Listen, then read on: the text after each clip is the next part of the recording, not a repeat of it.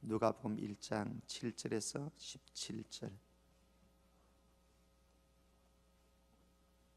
우리 한 절씩 교독하도록 하십시다. 누가복음 1장 7절에서 17절 말씀입니다. 제가 먼저 7절 봅니다. 엘리사벳이 잉태를 못하므로 그들에게 자식이 없고 두 사람의 나이가 많더라.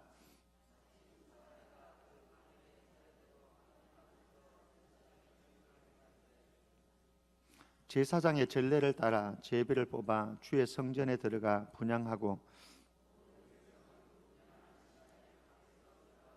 주의 사자가 그에게 나타나 향단 우편에 선지라.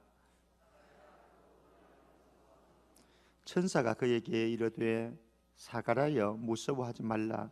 너희의 간구함이 들린지라. 내 아내 엘리사벳이 내게 아들을 낳아 주리니 그 이름을 요한이라 하라.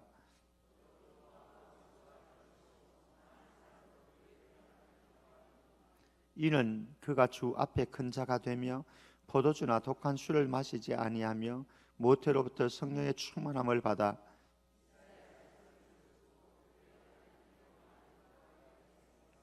갔지요. 그가 또 엘리야의 심령과 능력으로 주 앞에 먼저 와서 아버지의 마음을 자식에게 거스르는 자를 의인의 설기에 돌아오게 하고 주를 위하여 세운 백성을 준비하리라. 아멘. 특별새벽 기도회 시작하는 월요일 날 하나님께서 하늘의 문을 여시고 여러분들 한 사람 한 사람과 또 여러분들의 가정과 우리 교회를 향한 하나님의 은총과 축복들을 내려주시는 아름다운 은총의 시간 되어지기를 주의 이름으로 축원합니다. 오늘 말씀 보면은 엘리사벳 사가랴 부부의 고민이 나옵니다. 이들은 서로 사랑해서 결혼을 했고 그리고 기대를 했습니다. 그 가정에 이들 부부에게 하나님께서 태의 문을 여시고 그리고 하나님이 원하시는 생명을 주시라고 기대를 했습니다. 그리고 또 기도도 했을 것입니다. 그런데 오늘 7절 말씀에 보면은 생각지 않은 일이 발생합니다. 엘리사벳이 잉태를 못함으로 그들에게 자식이 없고 두 사람의 나이가 많더라. 사실 사가랴와 엘리사벳은 제사장 가문을 가지고 있습니다. 그리고 이들은 아주 신실하게 하나님의 말씀에 순종하면서 하나님이 기뻐하는 삶을 살려고 몸부림을 친 사람들이었습니다. 왠가 하면은 6절 말씀에 보면은 이 두 사람이 하나님 앞에 의인이니 하나님 앞에 살았던 사람이고 그리고 하나님 앞에 의인이었다 말씀합니다. 여기 의인이었다라고 하는 것은 주의 모든 계명과 규례대로 흠이 없게 행하더라. 그저 하나님의 말씀 붙잡고 하나님의 뜻을 따라서 하나님이 기뻐하는 삶을 살려고 몸부림을 쳤던 사람, 이 사람이 바로 사가랴였고 엘리사벳이었습니다. 저와 여러분들도 2020년도 한 해 우리의 사랑하는 아들, 딸들도 우리의 손자, 손녀들도 2020년도에 그저 하나님께서 우리에게 주시는 그 말씀 붙잡고 말씀대로 살아가려고 몸부림치는 영적 몸부림이 일어날 수 있기를 주의 이름으로 축원합니다. 이 사가랴 오늘 말씀에 보면은 자기의 반열을 따라서 자기가 성전에서 성질 그때에 나가서 신실하게 충성하면서 헌신했던 사람이었습니다. 그런데 안타깝게도 이들이 그렇게 하나님의 말씀 앞에 살았고 하나님이 기뻐하는 삶을 살려고 몸부림을 쳤고 그리고 하나님께 충성하고 헌신하려고 애썼고 그리고 하나님 앞에 기도도 했을 것입니다.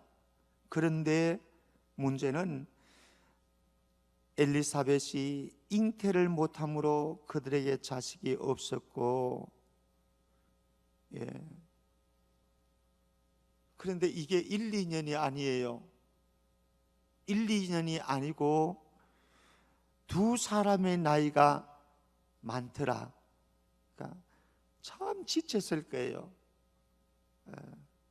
너무 오랜 세월이 흘렀습니다. 어쩌면은 오늘 여기에 나온 여러분들 가운데도 이제 지친 기도 제목들이 많을 거예요.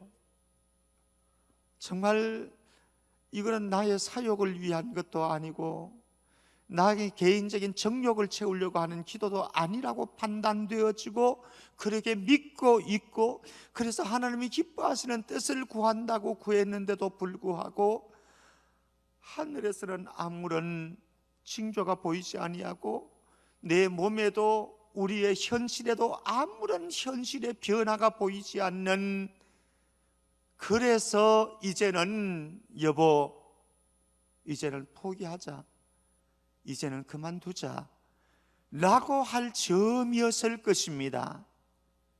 사람은 포기해도 하나님께서는 포기하지 않는 줄 믿습니다. 13절 말씀에 가면 천사가 그에게 이르되 사가랴여 무서워하지 말라, 너의 간구함이 들린지라.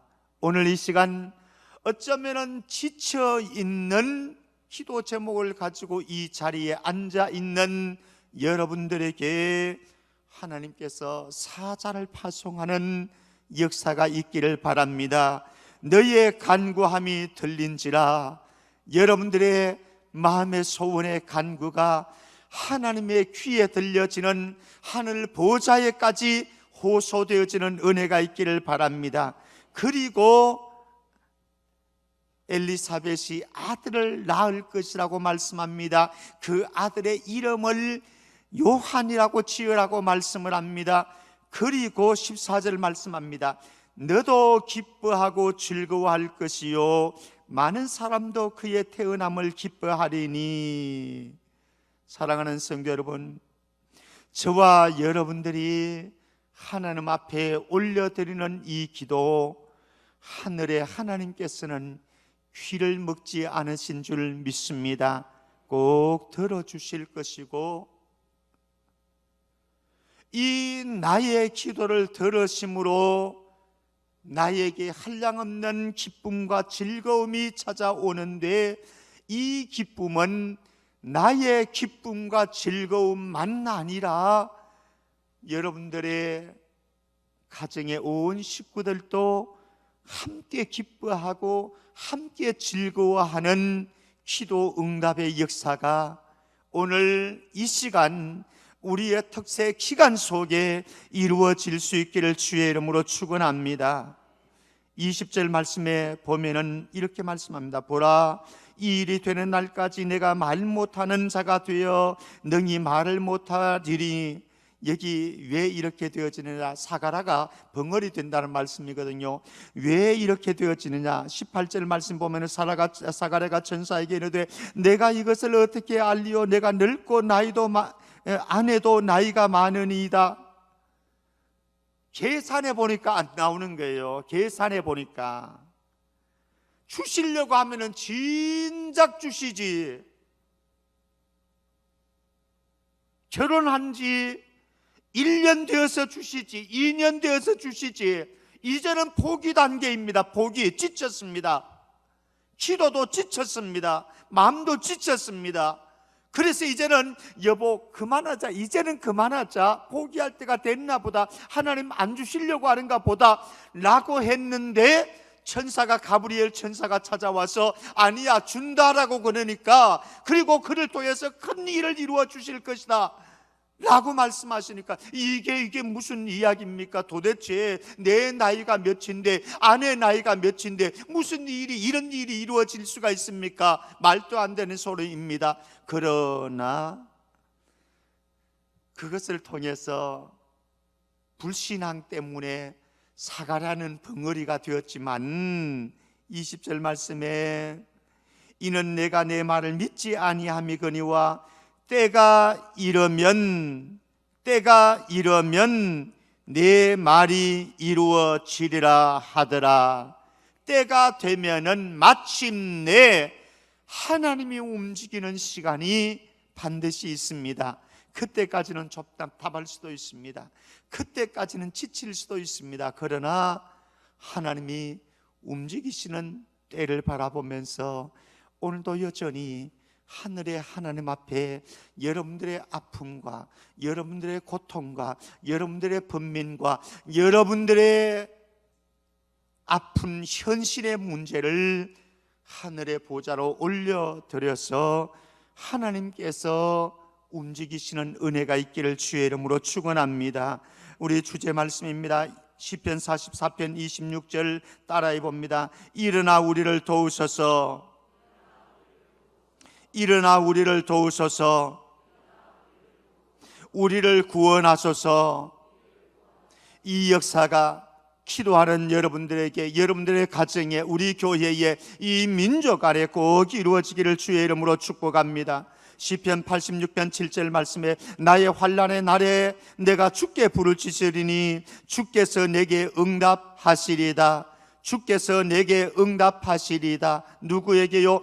환난의 날에 하늘의 보좌를 향해서 간구하고 기도하는 그에게 하나님께서는 마침내 내가 너에게 응답해 줄 것이다 말씀합니다. 우리 너무 좋아하는 예레미야 33장 3절 333입니다. 너는 내게 부르짖으라. 내가 너에게 응답하겠고 내가 알지 못하는 크고 은밀한 일을 내게 보이리라. 우리는 알 수 없습니다. 우리는 보이지도 않습니다. 그러나 보이지 않는 미래를 가지고, 보이지 않는 우리의 삶의 문제를 가지고 보는 듯이 믿음으로 기도하십시다. 우리의 할 바는 그저 기도하는 것밖에 없고, 그리고 믿음으로 바라보는 것밖에 없습니다. 보이지 않습니다. 현실이 아닙니다. 그러나 믿음으로 바라보십시다. 그리고 그분을 의지하고 기도하십시다. 그래서 하늘 보좌에서 우리를 기도를 들으시고 내 간구함을 내가 들었노라. 그리고 하늘 문을 여시고 하나님께서 우리의 간절한 소원에 기도를 들으시는, 응답하시는 역사가 이번 특별한 새벽 기도 속에 여러분들 한 사람 한 사람에게 이루어질 수 있기를 주의 이름으로 축원합니다.